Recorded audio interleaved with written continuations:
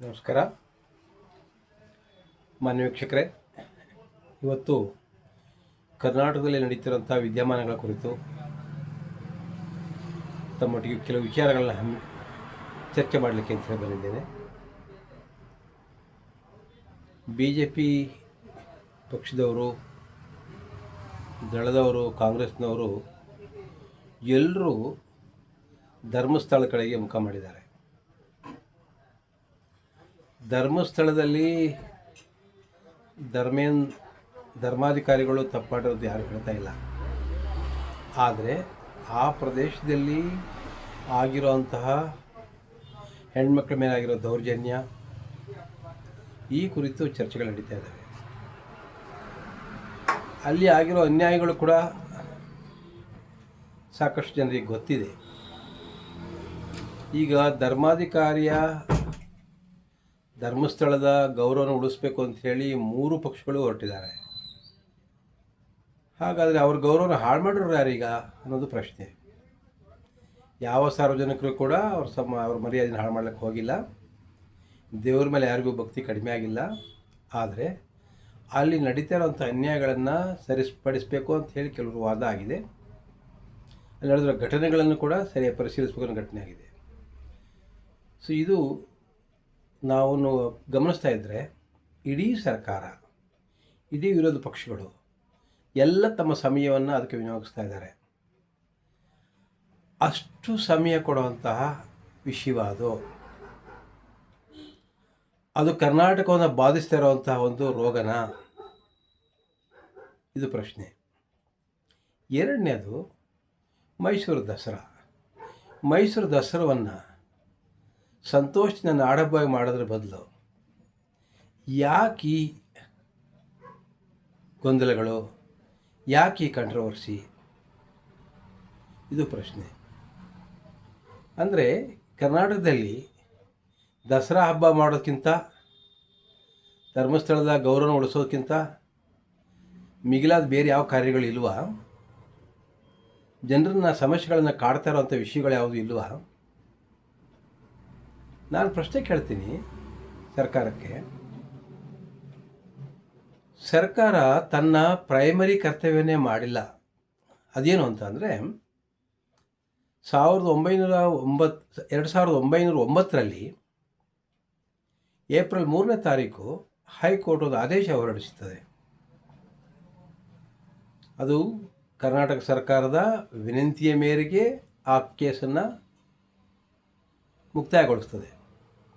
ಅದೇನಂತ ಅಂದರೆ, ಆದಿವಾಸಿಗಳನ್ನು ವನ್ಯಜೀವಿ ಹೆಸರಿನಲ್ಲಿ ಕಾಡಿಂದ ಹೊರಗೆ ಹಾಕಿ ಅವ್ರ ನಿರ್ಗತಿಕರನ್ನ ಮಾಡಿ ಸ್ವಾಭಿಮಾನಿಗಳಂಥ ಆದಿವಾಸಿಗಳನ್ನು ಕಾಡಿಂದ ಹೊರಗೆ ಹಾಕಿ ಕೂಲಿ ಆಳುಗಳನ್ನಾಗಿ ಮಾಡಿರೋದು ಯಾವ ನ್ಯಾಯ? ಒಂದು ಹೊತ್ತಿನ ಕೂಲಿ ಸಿಗದವರವರಿಗೆ ಊಟ ಇಲ್ಲ, ಆ ಪರಿಸ್ಥಿತಿ ಇತ್ತು ಅವತ್ತು. ಸ್ವಾಭಿಮಾನಿಗಳನ್ನು ಬೇರೆಯವ್ರ ಮನೆಯಲ್ಲಿ ಕೂಲಿ ಆಳುಗಳಾಗಿ ಮಾಡೋದು ಸರ್ಕಾರದ ಡೆಮೊಕ್ರೆಟಿಕ್ ಮೌಲ್ಯವಾ ಅನ್ನೋದು ಪ್ರಶ್ನೆ. ಇಂಥ ಒಂದು ಪರಿಸ್ಥಿತಿಯನ್ನು ನಾವು ಡೀಡ್ ಸಂಸ್ಥೆ ಮತ್ತು ಬುಡಕಟ್ಟು ಕೃಷಿಕರ ಸಂಘ ನ್ಯಾಯಾಲಯದ ಗಮನಕ್ಕೆ ತರೋ ತನಕ ಕೂಡ ಸರ್ಕಾರ ಯಾಕೆ ಕಾಯ್ತಾ ಇತ್ತು? ನಾವು 2009ರಲ್ಲಿ ನ್ಯಾಯ ಸಿಗಬೇಕು ಅಂತ ಅಂದರೆ 1999ರಲ್ಲೇ ನಾವು ಈ ದಾವೆಯನ್ನು ಹೈಕೋರ್ಟಲ್ಲಿ ಹೂಡಿದ್ವಿ. 10 ವರ್ಷ ನಡೆಯಿತು. ಆ ನಂತರ ಈ 10 ವರ್ಷದ ತೀರ್ಮಾನ ಮಾಡೋ ಸಂದರ್ಭದಲ್ಲಿ ಅಸಾದಿ ಕಮಿಟಿಯನ್ನು ರಚನೆ ಮಾಡಿ ವರದಿ ಕೇಳಿತ್ತು. ಅದರಲ್ಲಿ ಅಸಾದಿ ಸಮಿತಿ ಮಧ್ಯಂತರ ವರದಿಯನ್ನು ಸಲ್ಲಿಸಿ 2006ರಲ್ಲಿ ಆದಿವಾಸಿಗಳನ್ನ ಹೊರಗೆ ಹಾಕಿರೋ ಸತ್ಯ. ಈಗಾಗಲೇ ಕೋಟೆ ಹುಣಸೂರು 2ರಿಂದ ನಾನು ಕಮಿಟಿ ಅಧ್ಯಯನ ಮಾಡಿದೆ. 1800 ಫ್ಯಾಮಿಲಿಗಳು ಕೋಟೆ ತಾಲೂಕಿಂದರು, 1100 ಕುಟುಂಬಗಳು ಹುಣಸೂರು ತಾಲೂಕಿಂದನೂ ಹೊರಹಾಕಲ್ಪಟ್ಟಿವೆ. ಇನ್ನು ಉಳ್ಕೊಂಡರಿಂದ ಪಿರಿಯಾಪಟ್ಟ ಮತ್ತು ನಾಗರಹೊಳೆಯ ಇನ್ನೊಂದು ಭಾಗವಾಗಿರುವಂತಹ, ಕೊಡಗಿನ ಭಾಗವಾಗಿರುವಂಥ ವಿರಾಜಪೇಟೆ ಮಾತ್ರ ಪೆಂಡಿಂಗ್ ಇದೆ. ಅದನ್ನು ಅಧ್ಯಯನ ಮಾಡಿಸೋ ಟೈಮ್ ಕೊಡಬೇಕು ನನಗೆ. ಅವ್ರಿಗೆ ನ್ಯಾಯ ಸಿಗಲೇಬೇಕು ಅನ್ನೋದನ್ನು ಅವರು ವರದಿ ಕೊಡ್ತು. ಈ ವರದಿಯ ಆಧಾರದ ಮೇಲೆ, ಈ ಮಧ್ಯಂತರ ವರದಿಯ ಆಧಾರದ ಮೇಲೆ ಸರ್ಕಾರಕ್ಕೆ ಹೈಕೋರ್ಟ್ ಪ್ರಶ್ನೆ ಕೇಳಲಾಗಿ ಹೈಕೋರ್ಟಲ್ಲಿ ಒಪ್ಕೊಂಡಿದ್ದಾರೆ. ಹೌದು, ನಾವು ಕಡೆಯಿಂದ ಹೊರಗೆ ಹಾಕಿದ್ದೀವಿ, ಅವರು ಸರಿಪಡಿಸ್ತೀವಿ, ನ್ಯಾಯ ಕೊಡ್ತೀವಿ, ನೀವು ಕೋರ್ಟಲ್ಲಿ ಕೇಸನ್ನು ತೀರ್ಮಾನ ಮಾಡಿ ಮತ್ತು ಇದನ್ನು ಮುಂದುವರ್ಸೋದು ಬೇಡ, ಫೈನಲ್ ವರದಿ ಕೊಟ್ಬಿಡ್ಲಿ ಬೇಗ, ನಾವು ಆ ವರದಿಯ ಸಲಹೆ ಆಧಾರದ ಮೇಲೆ ಹೈಕೋರ್ಟ್ ಆದೇಶದಂತೆ ನಾವು ಪುನರ್ವಸತಿ ಕೊಡ್ತೀವಿ ಅಂತ ಹೇಳಿದರು. ಅರಣ್ಯ ಇಲಾಖೆಯ ಅಸಹಕಾರದ ನಡುವೆಯೂ ಕೂಡ ಅಲ್ಲೊಬ್ಬ ಅರಣ್ಯಾಧಿಕಾರಿಯೂ ಕೂಡ ಕಮಿಟಿ ಮೆಂಬರ್ ಇದ್ದರು, ಆದಿವಾಸಿಯೊಬ್ಬರ ಮುಂದಾಳೋದ್ರಲ್ಲಿ ಕಮಿಟಿಯಲ್ಲಿದ್ದರು. ಪ್ರೊಫೆಸರ್ ಅಸಾದಿ ಅವರಿಗೆ ಕೊಟ್ಟಂಥ ತೊಂದರೆಗಳು ಅಷ್ಟಿಷ್ಟಲ್ಲ. ಈ ಅರಣ್ಯ ಇಲಾಖೆಯವರು ಅವರು ಸ್ವತಃ ಖರ್ಚಲ್ಲಿ ಕಾಡನ್ನು ಸುಮಾರು 90 ಹಾಡಿಗಳನ್ನು ಸುತ್ತಾಡಿದ್ದಾರೆ. ಅಂಥ ಪರಿಸ್ಥಿತಿಯಲ್ಲಿ ಅವರು ಅಧ್ಯಯನ ಮಾಡಿ 2014 ಆಗಸ್ಟ್ 5ರಂದು ಮುಖ್ಯವಾಗಿ ಮನುವಿನ ಸಂಪೂರ್ಣವಾದ ವರದಿನ ಕೊಡ್ತಾರೆ ಸರ್ಕಾರಕ್ಕೆ ಮತ್ತು ಕೋರ್ಟ್ಗೆ. ಆ ವರದಿ ಸಲ್ಲಿಸಿದ ಕೂಡಲೇ ಅಂದಿನ ACS ಮತ್ತು ಅರಣ್ಯ ಮುಖ್ಯ ಕಾರ್ಯದರ್ಶಿ ಅರಣ್ಯ ಇಲಾಖೆಯ ಕಾರ್ಯದರ್ಶಿಗಳು, ಪ್ರಧಾನ ಕಾರ್ಯದರ್ಶಿಗಳು ಮದನ್ ಗೋಪಾಲ್ರವರು ಎಲ್ಲ ಇಲಾಖೆಗಳ ಸಭೆ ಕರೆದು, ಸ್ವಯಂ ಸೇವಾ ಸಂಸ್ಥೆಗಳು ಮತ್ತು ಕೇಸ್ ಹಾಕಿದಂಥ ದೂರುದಾರರನ್ನು ಕೂಡ ಕರೆದು ಚರ್ಚೆ ಮಾಡಿ ಸರ್ಕಾರದ ಮುಂದೆ ಯಾವ ರೀತಿ ನಾವು ಪುನರ್ವಸತಿನ ಮಾಡಬೇಕು, 5 ಎಕರೆ ಜಮೀನು ಕೊಡಬೇಕು ಅನ್ನೋ ವಿಷಯ, ಮತ್ತು ಅಸಾಧ್ಯ ವರದಿನಲ್ಲಿ ಕೊಟ್ಟಿರುವಂಥ 34 ಸಲಹೆಗಳನ್ನ ಹೇಗೆ ಮಾಡಬೇಕು ಅಂತ ವಿಷಯ. ಹಾಗಾಗಿ education department, tribal department, forest department, revenue department, ಎಲ್ಲ ಡೆವಲಪ್ಮೆಂಟ್ ಡಿಪಾರ್ಟ್ಮೆಂಟ್ಗಳನ್ನ ಸೇರಿಸಿ ಚರ್ಚೆ ಮಾಡಿ ಒಂದು ಸರ್ಕಾರದ ಮುಂದೆ ಹೀಗೆ ಮಾಡ್ಬೋದು ಇಟ್ಟಿರ್ತಾರೆ. ಅದು ಮುಖ್ಯವಾದ ಸಲಹೆ. ಅದು ಎರಡನೇದು ಬಹಳ ಮುಖ್ಯವಾಗಿ ಯಡಿಯೂರಪ್ಪನವರು ಮುಖ್ಯಮಂತ್ರಿಗಳಾಗಿದ್ದಾಗ, ಇದು ಸಿದ್ದರಾಮಯ್ಯವರು ಮುಖ್ಯಮಂತ್ರಿಗಳಾಗಿದ್ದಾಗ ಇದು ನಡೆದಿದ್ದು 2014. ನಾವು ಕೂಡ ಸಿದ್ದರಾಮಯ್ಯನವರಿಗೆ ಮನವಿ ಕೊಟ್ಟು, ಸರ್ ಇದನ್ನು ದಯಮಾಡಿ ಈ ಹೈಕೋರ್ಟ್ ಆದೇಶನ ಕೂಡಲೇ ಜಾರಿಗೊಳಿಸಿ, ನ್ಯಾಯ ಸಿಗುತ್ತೆ. ಒಂದು 3,418 ಕುಟುಂಬಗಳಿಗೆ ಬಹಳ ಅನ್ಯಾಯ ಆಗಿದೆ. ಅಷ್ಟೇ ಅಲ್ಲ, ಇದರ ಆಧಾರದ ಮೇಲೆ ಹೈಕೋರ್ಟ್ ಏನು ಹೇಳಿದೆ ಅಂತಂದರೆ, ಇತರ ನ್ಯಾಷನಲ್ ಪಾರ್ಕಿಂದ ಹೊರಗೆ ಹಾಕಲ್ಪಟ್ಟಿದ್ರೆ ಅಂಥವರು ಕೂಡ ಅವ್ರನ್ನ ಐಡೆಂಟಿಫೈ ಮಾಡಿ ಅವ್ರು ನ್ಯಾಯ ಕೊಡಬೇಕು ಅಂತ ಕೂಡ ಹೇಳಿದೆ. ಇನ್ನೊಂದು ಕೇಸ್ ಇದಕ್ಕೆ ಬೇಕಾಗಿಲ್ಲ ಅಂತ ಹೇಳಿದಂತ. ಸೊ ಅದರಿಂದ ದೊಡ್ಡ ಅವಕಾಶ ಇದೆ ಸರ್. 9 ಜಿಲ್ಲೆಯಲ್ಲಿ ಆದಿವಾಸಿಗಳಿಗೆ ಅನ್ಯಾಯ ಆಗಿರೋದು ತಪ್ಪಿಸ್ಬೋದು, ತಾವು ಅವರೆಲ್ಲರ ಮೆಚ್ಚಿನ ನಾಯಕರಾಗ್ತೀರಿ ಅಂತೇಳಿ ವಿನಂತಿ ಮಾಡಿದ್ವಿ. ಅವರು ಅದನ್ನು ಅಂದರೆ ACSೇ ಮನವಿ ತೀರ್ಮಾನ ಕೊಟ್ಟು ಹೇಳಿದ್ರು ಕೂಡ ಅವರು ಕ್ಯಾಬಿನೆಟಲ್ಲಿ ಇಟ್ಟೋದನ್ನು ತೀರ್ಮಾನ ಮಾಡಲಿಲ್ಲ, ನೆಗ್ಲೆಕ್ಟ್ ಮಾಡಿದರು. ನಂತರ ಯಡಿಯೂರಪ್ಪನವ್ರು ಬಂದಾಗ ನಾವು ಯಡಿಯೂರಪ್ಪನವ್ರಿಗೂ ಕೂಡ ಮನವಿ ಮಾಡಿದ್ವಿ. ಯಡಿಯೂರಪ್ಪನವರು ಇನ್ನೊಂದು ಆದೇಶ ಮಾಡಿದರು. ಏನೋ, ಜಿಲ್ಲಾಧಿಕಾರಿಗಳು ಈ ಹೈಕೋರ್ಟ್ ಸಮಿತಿ ಕೊಟ್ಟಿದ್ದ ವರದಿಯನ್ನು ಗಮನಿಸಿ ಈ ರಿಹ್ಯಾಬಿಲಿಟೇಷನ್ ಯಾವ ರೀತಿ ಮಾಡಬೇಕು ಅನ್ನೋ ಬಗ್ಗೆ ರೂಪರೇಷೆಗಳನ್ನ ತಿಳಿಸಿ ಅಂತೇಳಿ ಕೇಳಿದರು. ಅಲ್ಲಿ ಕೊಟ್ಟಿರುವಂಥ 3,418 ಕುಟುಂಬಗಳು ಎಲ್ಲರೂ ಇದ್ದಾರಾ ಇಲ್ವಾ ಅಂಥೇಳಿ ಸ್ವಲ್ಪ ವೆರಿಫಿಕೇಷನ್ ಮಾಡಿ ಅಂತ ಹೇಳಿದರು. ಮೈಸೂರಿನ ಅಂದಿನ ಜಿಲ್ಲಾಧಿಕಾರಿ ರಂದೀಪ್ ರವರು ಅದನ್ನು ಪರಿಶೀಲಿಸಿ 3,140 ಚಿಲ್ಲರೆ ಕುಟುಂಬಗಳು ಅವರಿಗೆ ಕರೆಕ್ಟ್ ಸರಿಯಾಗಿದ್ದಾವೆ, ಅವ್ರು ಯಾರು ಕೊಡಬೇಕು ಅಂಥೇಳಿ ಅವ್ರು ಕಳಿಸ್ಕೊಟ್ರು. ಇದಾದ ನಂತರ ಆಮೇಲೆ ಮೈಸೂರು ಜಿಲ್ಲೆ ಆದರೆ ಒಬ್ಬರು DC ಸಾಕಾಗಿತ್ತು. ಈಗ ಕೊಡಗು ಜಿಲ್ಲೆನೂ ಬಂದಿರೋದ್ರಿಂದ ಇದು ಒಬ್ಬರೇ ಜಿಲ್ಲಾಧಿಕಾರಿಗಳ ನೇತೃತ್ವದಲ್ಲಿ ಬೇಡ, ರೀಜನಲ್ ಕಮಿಷನರ್ ಇದ್ದಾರಲ್ಲ ಮೈಸೂರಿನ ವಿಭಾಗದ ರೆವಿನ್ಯೂ ಅಧಿಕಾರಿಗಳು, ಅವರಿಗೆ ವಹಿಸೋಣ ಅಂಥೇಳಿ ಅವರಿಗೆ ಹೇಳಿ ಜವಾಬ್ದಾರಿ ಕೊಟ್ಟರು. ಅವರು ಕೂಡ ಕೊಡಗಿನ DC, ಮೈಸೂರು DC, DCFಗಳು ಎಲ್ಲ ಮತ್ತು ಟ್ರೈಬಲ್ ಆಫೀಸರ್ಸ್ ಎಲ್ಲರೂ ಕರೆದು ಪರಿಶೀಲನೆ ಮಾಡಿ ಅವರು ಕೂಡ ಒಂದು ತೀರ್ಮಾನನ ಕಳಿಸಿದರು. ಏನು, DC ಅವರು ಐಡೆಂಟಿಫೈ ಮಾಡಿರುವಂಥ ಫ್ಯಾಮಿಲಿಗಳು ಸರಿಯಾಗಿದ್ದಾವೆ, ಹೈಕೋರ್ಟ್ ಆದೇಶದ ಪ್ರಕಾರ, ಹೈಕೋರ್ಟ್ ಕಮಿಟಿ ರಿಪೋರ್ಟ್ ಪ್ರಕಾರ 3,418 ಕುಟುಂಬ ಇದ್ರೂ ಅಲ್ಲಿ ಕೆಲವು ಕುಟುಂಬಗಳು ಈಗ ಇಲ್ಲಂಗಾಗಿದ್ದಾವೆ. ಆ ಕಾರಣಕ್ಕೋಸ್ಕರವಾಗಿ 3,146 ಆ ಕುಟುಂಬಗಳನ್ನ ರಿಹ್ಯಾಬಿಲಿಟೇಷನ್ ಮಾಡಬೇಕು. ಅಷ್ಟೇ ಅಲ್ಲ, ಒನ್ ಟೈಮ್ ಸೆಟಲ್ಮೆಂಟ್ ಆದರೂ ಅವ್ರಿಗೆ ಕೂಡಲೇ ಕೊಡಬೇಕು ಅನ್ನೋ ವಿಷಯನ ಅವರು ಹೇಳಿದರು. ಅಂದರೆ ನಾವು ಅದನ್ನು ಹೇಳಿದ್ವಿ. ಒನ್ ಟೈಮ್ ಸೆಟಲ್ಮೆಂಟ್ ಅಂದರೆ ಏನರ್ಥ? ಭೂಮಿ ಕೊಡದೇ ಆದಿವಾಸಿಗಳಿಗೆ ಸೆಟಲ್ಮೆಂಟ್ ರಿಹ್ಯಾಬಿಲಿಟೇಷನ್ ಪೂರ್ತಿ ಅಲ್ಲ. ಹೈಕೋರ್ಟ್ ಕೂಡ ಅದನ್ನೇ ಹೇಳಿದೆ, ಹೈಕೋರ್ಟ್ ಕಮಿಟಿ ಕೂಡ ಅದೇ ಹೇಳಿದೆ. ಸಮಗ್ರ ಅಭಿವೃದ್ಧಿನೂ ಕೂಡ ಮಾಡಬೇಕು. ಅವರು ಮತ್ತೊಂದು ಹೊಸ ಜೀವನವನ್ನು ಪ್ರಾರಂಭಿಸಬೇಕು ಅಂತಂದರೆ ಎಲ್ಲ ಸೌಕರ್ಯಗಳನ್ನು ನೀಡಬೇಕು ಸರ್ಕಾರ ಅಂಥೇಳಿ ನಾವು ಆಗ್ರಹಿಸಿದ್ವಿ. ಯಡಿಯೂರಪ್ಪರ ಅವಧಿ ಮುಗೀತು. ಈಗ ಆ ನಂತರ ನಾವು ಸಿದ್ದರಾಮಯ್ಯ ಸಾಹೇಬರಿಗೆ 2 ಸಾರಿ 3 ಸಾರಿ ಅರ್ಜಿ ಕೊಟ್ಟಿದ್ದೀವಿ. ಮತ್ತು ಇವ್ರಿಗೆ ಕೂಡ ಅವ್ರಿಗಿಂತ ಹಿಂದಿದ್ದಂಥ ನಮ್ಮ ಧಾರವಾಡದ ಪ್ರಮುಖರು ಬೊಮ್ಮಾಯಿಯವ್ರಿಗೆ ಕೂಡ ನಾವು ಮನವಿ ಕೊಟ್ಟಿದ್ದೀವಿ. ಸಿದ್ದರಾಮಯ್ಯನವರು ಈಗ 2 ಸರಿ ಮುಖ್ಯಮಂತ್ರಿ ಆದರೂ ಕೂಡ 2 ಸರಿ ಮನವಿ ಕೊಟ್ಟಿದ್ವಿ. ಬೆಂಗಳೂರಲ್ಲಿ ಒಂದು ಸರಿ ಕೊಟ್ವಿ, ಮೈಸೂರಲ್ಲಿ ಒಂದು ಸರಿ ಕೊಟ್ವಿ, ಮತ್ತು ಪಿರಿಯಾಪಟ್ಟಣಕ್ಕೆ ಬಂದಾಗ ಅಲ್ಲಿ ಕೂಡ ಕೊಟ್ವಿ. ಸೊ ಪದೇ ಪದೇ ನಾವು ಮನವಿ ಕೊಡ್ತಾನೇ ಇದ್ದೀವಿ. ಈಗ ಮೊನ್ನೆ ನಾವು ಜಿಲ್ಲಾಧಿಕಾರಿಗಳ ಮುಖಾಂತರ ಇವತ್ತೇನು ನಮ್ಮ ರಾಷ್ಟ್ರಪತಿಗಳು ಮೈಸೂರಿಗೆ ಭೇಟಿ ಇತ್ತಿದ್ದಾರೆ, ಈ ಸಂದರ್ಭದಲ್ಲಿ ಮನವಿ ಕೊಡಬೇಕು ಅಂತ ವಿನಂತಿ ಮಾಡಿದ್ವಿ. ನಮಗೆ ಅವಕಾಶ ಇಲ್ಲ, ಆದರೆ ಜಿಲ್ಲಾಧಿಕಾರಿಗಳಿಗೆ ನೀವೇನೇ ನಮ್ಮ ಪರವಾಗಿ ಕೊಡಿ ಅಂತ ಹೇಳಿ ಅವರಿಗೆ ಮನವಿನ ಕೊಟ್ಟು ಬಂದಿದ್ವಿ, ಅದನ್ನು ಕಳಿಸ್ತೀನಿ ಅಂತ ಹೇಳಿದ್ದಾರೆ. ಅಂದರೆ ಆದಿವಾಸಿಗಳ ವಿಷಯವನ್ನು ಕೈಗೆ ಎತ್ಕೊಳ್ಳೋಕ್ಕಾಗದಿರೋ ಸರ್ಕಾರ, ಅದು ಸಿಂಪಲ್ ವಿಷಯ. ಅದು ಅವ್ರಿಗೆ ನ್ಯಾಯ ಕೊಡೋದು ದೊಡ್ಡ ವಿಷಯ ಅಲ್ಲ, ಸರ್ಕಾರವೇ ಮಾಡಿರೋ ತಪ್ಪು. ಸರ್ಕಾರದ ಯೋಜನೆಗಳಿಂದಲೇ ಬಾಧೆಗಳಿಗಾಗಿ ಅವರು ಕಷ್ಟಕ್ಕೆ ಈಡಾಗಿದ್ದಾರೆ. ಮತ್ತು ಹೈಕೋರ್ಟ್ ಕೂಡ ಆದೇಶ ಮಾಡಿದೆ. ಹೈಕೋರ್ಟ್ ಆದೇಶ ಮಾಡಿದ್ರೂ ಸರ್ಕಾರದ ಯೋಜನೆಗಳಿಂದಲೇ ಬಾಧೆಗೊಳಗಾದ ಜನಕ್ಕೆ ನ್ಯಾಯ ಕೊಡೋಕ್ಕಲ್ಲ ಅಂತಂದರೆ ಸರ್ಕಾರ ತನ್ನ ಪ್ರೈಮರಿ ಡ್ಯೂಟಿ, ಪ್ರಾಥಮಿಕ ಜವಾಬ್ದಾರಿಯಿಂದನೇ ನುಡಿಸ್ಕೊಂಡಿದೆಯಲ್ವಾ. ಇಂಥ ಕೆಲಸ ಮಾಡೋದು ಬಿಟ್ಬಿಟ್ಟು ಸಮಯನ ದಸರಾ ಮಾಡೋದು ಹೆಂಗೆ, ಅದಕ್ಕೆ ಯಾರನ್ನು ಕರಿಬೇಕು? ಇದು ಧರ್ಮದ ವಿಚಾರ ಚರ್ಚೆ ಮಾಡೋ ವಿಷಯನ ಇದೀಗ? ಅಥವಾ ಈ ಧರ್ಮಸ್ಥಳದ ಧರ್ಮಾಧಿಕಾರಿನ ರಕ್ಷಣೆ ಮಾಡೋ ಜವಾಬ್ದಾರಿ ಇವ್ರಿಗೆ ಹಾಕಬೇಕು? ಧರ್ಮಸ್ಥಳದ ಧರ್ಮಾಧಿಕಾರಿನ ರಕ್ಷಣೆ ಮಾಡೋಕ್ಕೆ ಮಂಜೂರಾತ ಇದ್ದಾರೆ, ಭಕ್ತರಿದ್ದಾರೆ, ರಕ್ಷಣೆ ಮಾಡ್ಕೊಳ್ತಾರೆ. ಒಂದು ಮಠನ, ಒಂದು ದೇವಸ್ಥಾನವನ್ನು ನಿರ್ವಹಣೆ ಮಾಡೋರು ಯಾರಿದ್ದಾರೋ ಅವರು ಅದರ ಮೇಲೆ ಮಾಡ್ಕೊಳ್ತಾರೆ. ಕಾನೂನಾತ್ಮಕ ರಕ್ಷಣೆ ಕೊಟ್ಟರೆ ಸಾಕು. ಅಲ್ಲಿರೋ ನಡೀತಾ ಇದ್ದಂಥ ಅನ್ಯಾಯಗಳಿಗೆ ಯಾರೂ ಆಗ ತಲೆ ಕೆಡಿಸ್ಕೊಳ್ಳಲಿಲ್ಲ. ಸೌಜನ್ಯ ಅಂತ ಹೆಣ್ಮಗಳು ಒಂದು 12 ವರ್ಷ ಹಿಂದೆ ಕೊಲೆ ಆದ್ರೂ ಅದ್ರ ಬಗ್ಗೆ ಇಲ್ಲಿ ತನಕನೂ ಸರಿಯಾಗಿ ಇನ್ವೆಸ್ಟಿಗೇಷನ್ ಆಗದೇ ಇವನ್ನ ಸರಿಯಾಗಿ ಕಂಡುಹಿಡಿಯಲಿಲ್ಲ. ಯಾರೋ ಒಬ್ಬನ ಸಿಕ್ಕಿದವ್ರನ್ನ ಹಿಡಿದು ಅವನೀಗ ದೂರದ ಅವನು ಆರೋಪಿ ಅಲ್ಲ ಅಂತ ಹೇಳಿ ಅವನು ಆರೋಪಿ ಅಲ್ಲ ಅಂತ ಹೇಳಿ ಅವನ್ನ ಖುಲಾಸೆ ಮಾಡಲಾಯಿತು. ಹಂಗಾರೆ ಹೆಣ್ಮಗಳು ಹೆಂಗೆ ಸತ್ತೋದ್ಲು ಅನ್ನೋ ಪ್ರಶ್ನೆ ಇದೆ. ಹೀಗಾಗಿ ಸರ್ಕಾರ ಬರೀ ಇಂಥ ವಿಷಯಗಳಿಗೆ ಟೈಮ್ ಕೊಟ್ಕೊಂಡು ಅಪೋಸಿಷನ್ ಪಾರ್ಟಿಯವರು, ರೂಲಿಂಗ್ ಪಾರ್ಟಿಯವರು ಎಲ್ಲರೂ ಆ ಕಡೆ ಗಮನ ಹರಿಸ್ಕೊಂಡು ಇಡೀ ಜನರದ ಭಾವನೆ ಆ ಕಡೆ ಹೇಳ್ಕೊಂಡೋಗಿ ಕರ್ನಾಟಕದಲ್ಲಿ ಏನು ಸಮಸ್ಯೆನೇ ಇಲ್ಲ ನಂಗೆ ನಡ್ಕೊಳ್ತಾ ಇದ್ದೀರಲ್ಲ, ಇದು ಯಾವ ನ್ಯಾಯ? ಸರ್ಕಾರ ರಿಸೋರ್ಸಸ್ ಹಿಂಗೆ ವ್ಯಯ ಮಾಡ್ತಾ ಇದ್ದೀರಲ್ಲ, ಇದು ಯಾವ ನ್ಯಾಯ?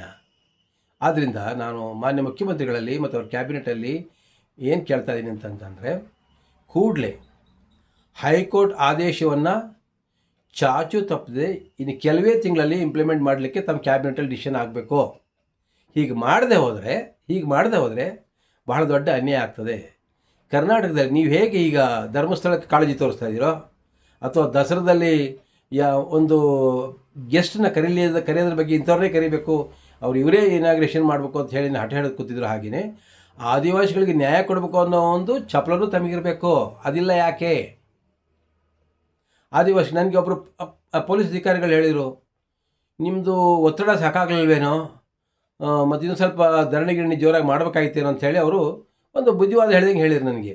ನಾನು ಅವ್ರಿಗೆ ಹೇಳಿದೆ, ನೋಡಿ ಸ್ವಾಮಿ, ಹೈಕೋರ್ಟೇ ಆದೇಶ ಮಾಡಿ ಜನಕ್ಕೆ ಅನ್ಯಾಯ ಆಗಿದೆ, ಸರ್ಕಾರದ ಯೋಜನೆಗಳಿಂದಲೇ ಅವ್ರಿಗೆ ಅನ್ಯಾಯ ಆಗಿದೆ, ಅದು ಸರಿಪಡಿಸಿ ಅಂತೇಳಿ ಹೈಕೋರ್ಟ್ ಆದೇಶ ಮಾಡಿದ ಮೇಲೆ, ಹೈಕೋರ್ಟಲ್ಲಿ ಇವರು ಒಪ್ಕೊಂಡ ಮೇಲೆ, ಹೈಕೋರ್ಟ್ ಆದೇಶ ಪಾಲಿಸಲಿಕ್ಕೂ ಜನರು ಧರಣಿ ಮಾಡಬೇಕು, ಒತ್ತಡ ಹಾಕಬೇಕು ಅಂತ ಅಂದರೆ ಡೆಮಾಕ್ರಸಿಯಲ್ಲಿ ಇವರು ರಾಜ್ಯಭಾರ ಮಾಡ್ತಾ ಇದ್ದಾರಾ ಅಥವಾ ಇನ್ಯಾವುದೋ ಪದ್ಧತಿ ಬಳಸಿದ ರಾಜ್ಯಭಾರ ಮಾಡ್ತಾ ಇದ್ದಾರಾ ಅಂತ ಕೇಳಿದೆ ನಾನು. ತಮ್ಮ ಪ್ರೈಮರಿ ಕರ್ತವ್ಯವನ್ನು ಮಾಡೋಕ್ಕೂ ನಾವು ಒತ್ತಡ ಹಾಕಬೇಕಾ? ಧರಣಿ ಮಾಡಬೇಕಾ? ಜನ ಕೂಲಿ ಮಾಡಿ ಬದುಕೋದೇ ಕಷ್ಟ ಆಗಿದೆ ಅಂತಾರಲೇ ಅವ್ರು ಕೂಲಿನ ಬಿಟ್ಟು ಇವರು ಬೀದಿ ಸುತ್ತಿಕೊಂಡು ಧರಣಿ ಮಾಡ್ಕೊಂಡು ಕುತ್ಕೊಳ್ಳೋಕ್ಕಾಗುತ್ತಾ? ಅಷ್ಟೊಂದು ಜನಸಂಖ್ಯೆ ಇದೆಯಾ? ಇವರು ಆಯ್ಕೆ ಮಾಡ್ಕೊಂಡ್ರೆ ಅವರು ಯಾಕೆ? ನಾವು ಮತ್ತೆ ಮುಖ್ಯಮಂತ್ರಿಗಳಾಗಿರೋದವರು ಯಾಕೆ? ಡೆಪ್ಟಿ CM ಆಗಿರೋದವರು ಯಾಕೆ? ಇದನ್ನೇ ಅರ್ಥ ಮಾಡ್ಕೊಳ್ಬೇಕು. ಅಧಿಕಾರಿಗಳು ತಮ್ಮ ಕರ್ತವ್ಯನ ಮಾಡಿಕೊಟ್ಟಿದ್ದಾರೆ, ಕ್ಯಾಬಿನೆಟ್ ಮುಂದಿಟ್ಟು ಆ ಹೈಕೋರ್ಟ್ ಆದೇಶವನ್ನು ಜಾರಿಗೊಳಿಸೋದು ಸರ್ಕಾರದ ಕರ್ತವ್ಯ ಇದೆ. ಮುಖ್ಯಮಂತ್ರಿಗಳು ಇದನ್ನು ಕೂಡಲೇ ಮಾಡಬೇಕು. ಇದನ್ನು ಕೂಡಲೇ ಮಾಡದೆ ಹೋದರೆ ನಮಗೆ ನೀವು ಎಷ್ಟೇ ದೊಡ್ಡ ಮುಖ್ಯಮಂತ್ರಿ ಅಂತ ಹೇಳಿದ್ರು ನಮಗೆ ನೀವು ತುಂಬ ಚಿಕ್ಕದಾಗೆ ಕಾಣ್ತೀರಿ, ಇನ್ನೂ ಚಿಕ್ಕದಾಗ್ತೀರಿ.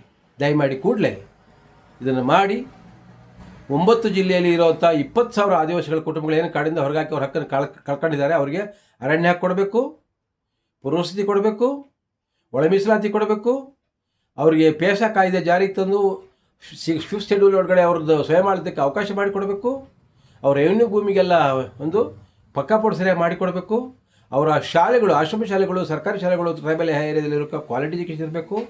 ಪ್ರತಿ ತಾಲೂಕಿನಲ್ಲೂ ಒಂದೊಂದು ಆಶ್ರಮ ಶಾಲೆಯನ್ನು ಅಥವಾ ಒಂದು ರೆಸಿಡೆನ್ಷಿಯಲ್ ಶಾಲೆಯನ್ನು PUC ಅಪ್ಗ್ರೇಡ್ ಮಾಡಿ ಇಂಗ್ಲೀಷ್ ಮೀಡಿಯಮ್ನು ಸೇರಿಸಿ ಅವ್ರಿಗೆ ಒಳ್ಳೆಯ ಶಿಕ್ಷಣ ಕೊಡೋಂಗೆ ಮಾಡಬೇಕು.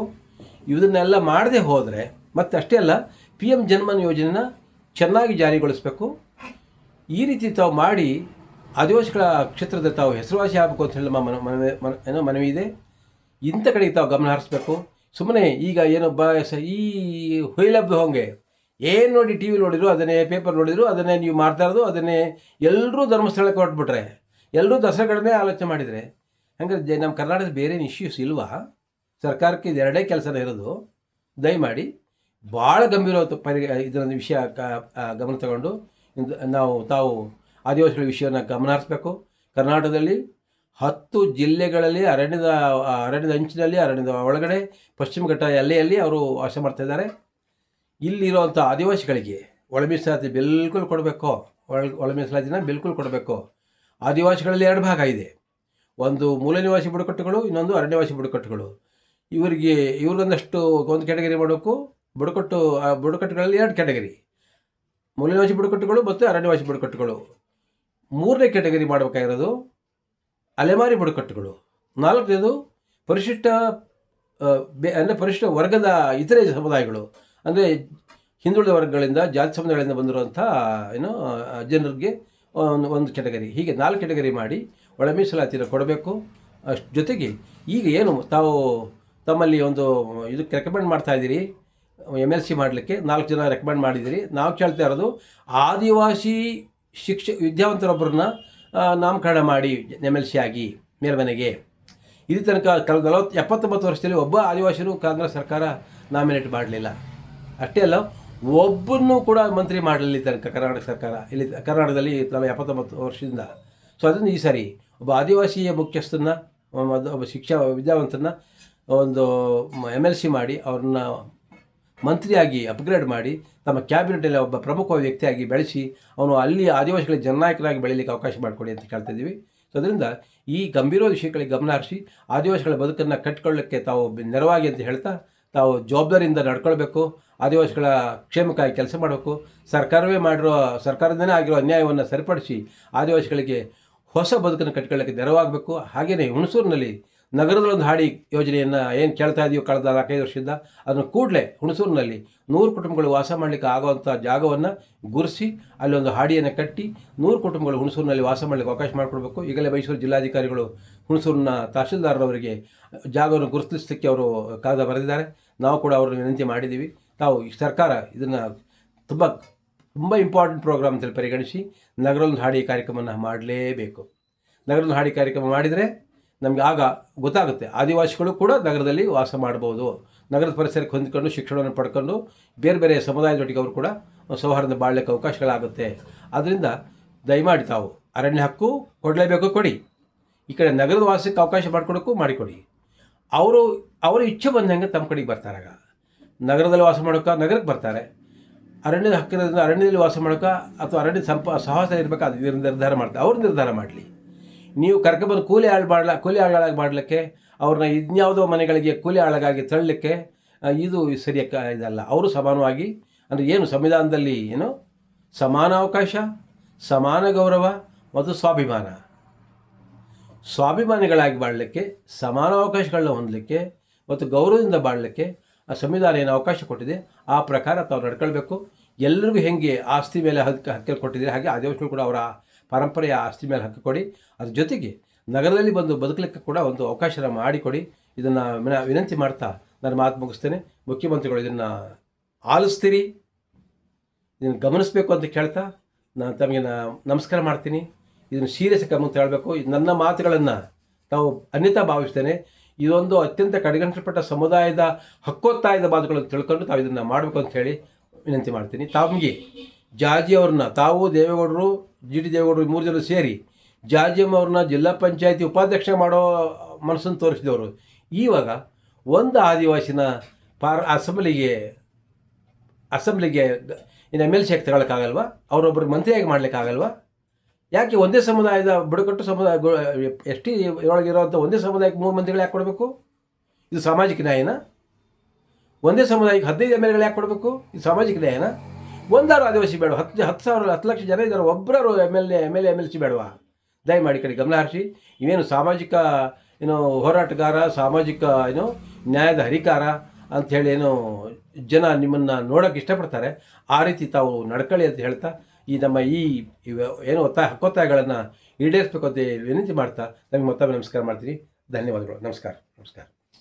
ಬರ್ತೀನಿ.